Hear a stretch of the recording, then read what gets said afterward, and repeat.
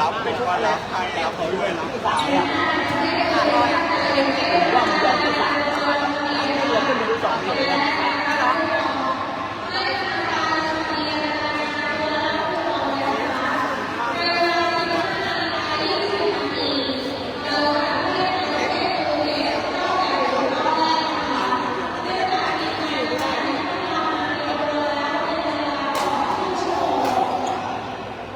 ผมไปเอาจริงมาให้พวกเขาได้ปีเดี๋ยวนะ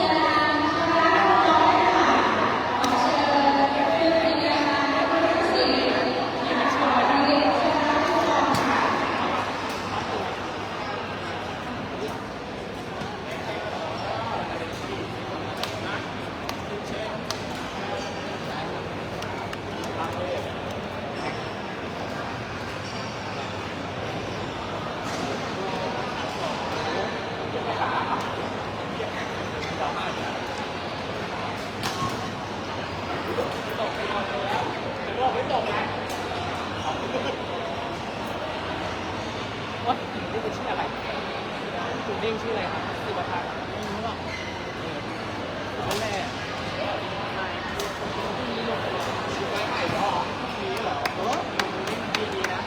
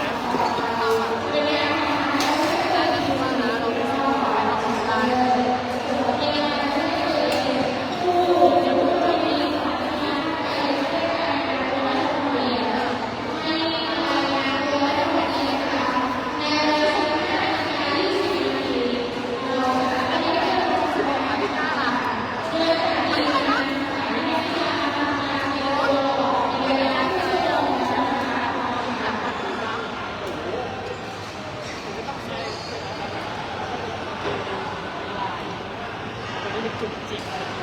มันแบบจริงไว้ลายกับตะลิงเยอะอ่ะใช่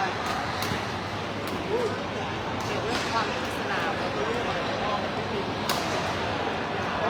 ไปค่ะถามว่าพี่เทียตัวว่ามันใช่เลยไปแต่พี่เคยบอกว่ามีว่าขายอะไรใช่ไหมเรียนสนามแดงมากที่ท่าแรงที่มีต่อแม่แรงก็คือดีกว่า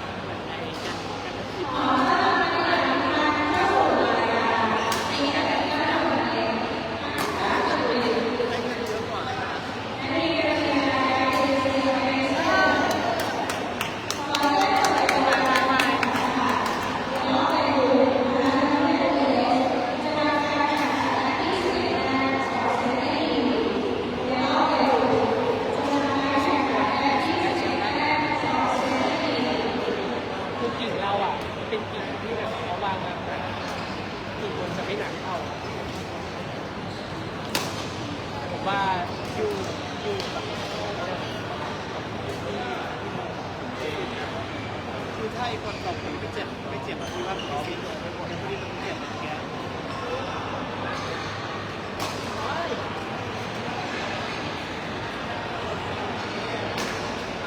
โอ้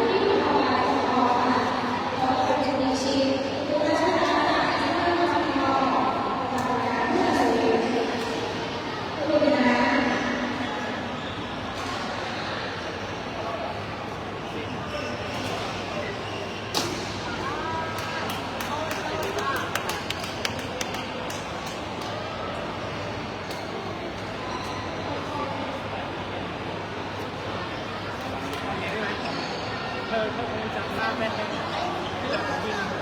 ที่ไหนอย่ายกไปแล้วกันที่เราตกมาหน้าเนี่ย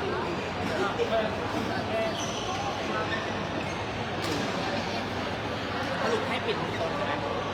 ปิดโซ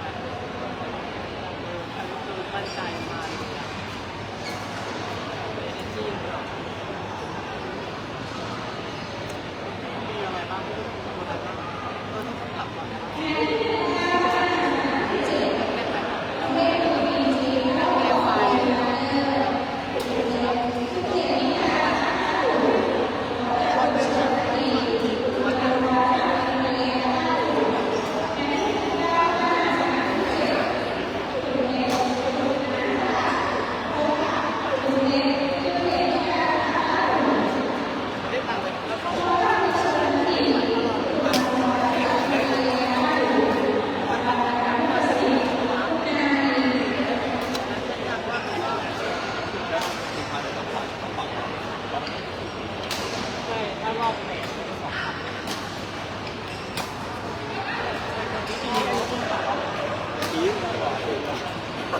จะเปิดแล้วนะเข้าไปป่าแล้วดีก็บอกเมื่อกี้เป็นไงบ้างอ่ะนายมือพุ่งเด้งเด้งครบนี่ไม่หวานใคร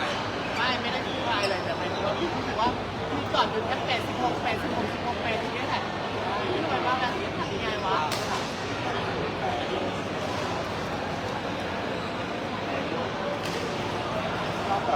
แต่เมื่อกี้อาจจะได้ชัดว่าเราต้องควรเขาไม่ได้ในเรื่องเกมก่อนนะแต่เกมที่เล่นตรงนู้นอ่ะเห็นชัดว่าเราตอนนั้นเราเขาแต่ว่าใช่แต่ว่าเราดันต้องสัมภาษณ์ที่มีเป็นสามเลยจริงว่าสามารถเล่นแรงได้แต่เล่นสองเลยที่แบบนี้ก็แต่ว่า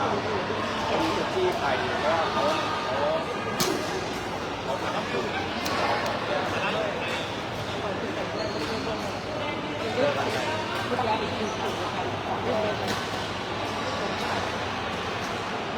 มันเป็นที่สองหรอมันเป็นที่หนึ่ง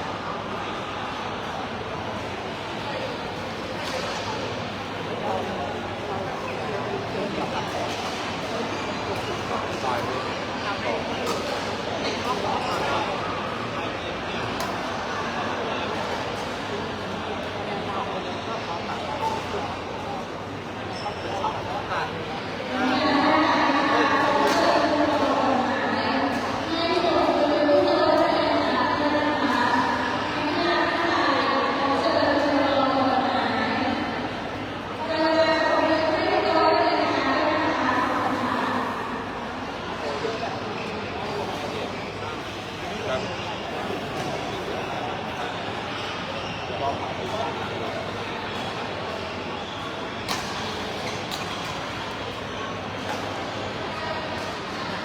พี่ครับยังไม่ได้บุกบอลหรอก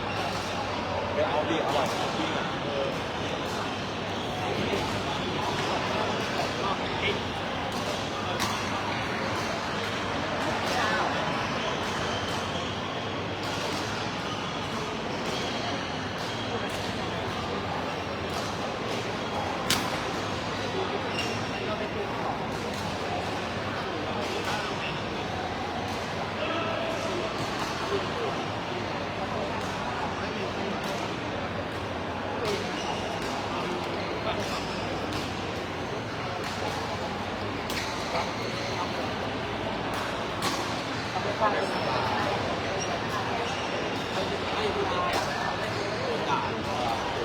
เดินที่วางไว้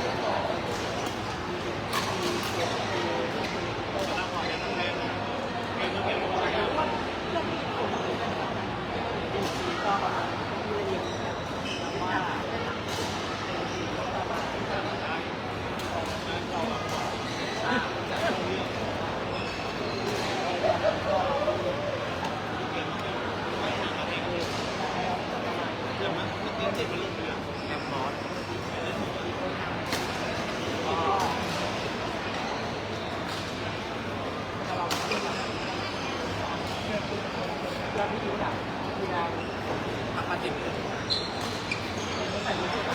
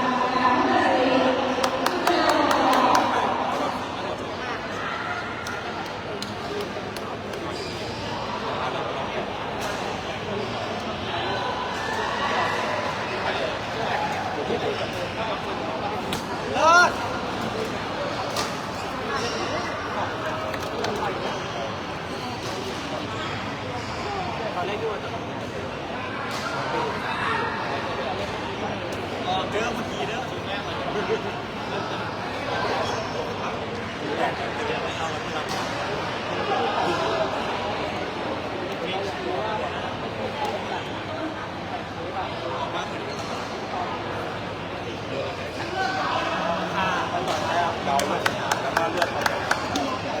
ที่บอกว่า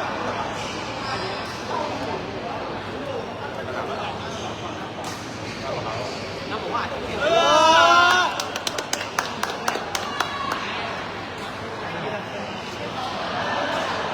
วันไหนไ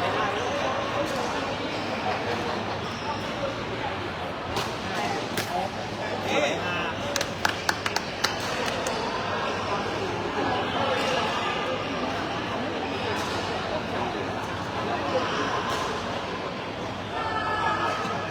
ที่ไม่ได้ดูกิน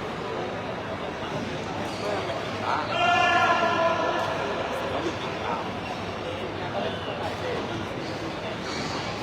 กลางห้อยบนแต่แล้วมาอยู่ที่เอามาไม่บอกเลยไม่โทรหาโปรเดท คนนั้นแหละ เขาโทรหาตัว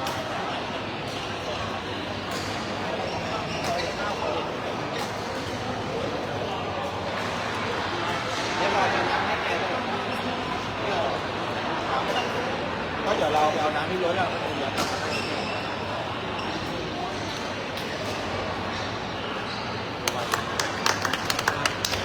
เนี่ยที่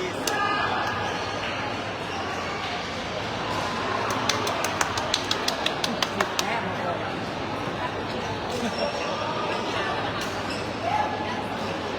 ยโทษ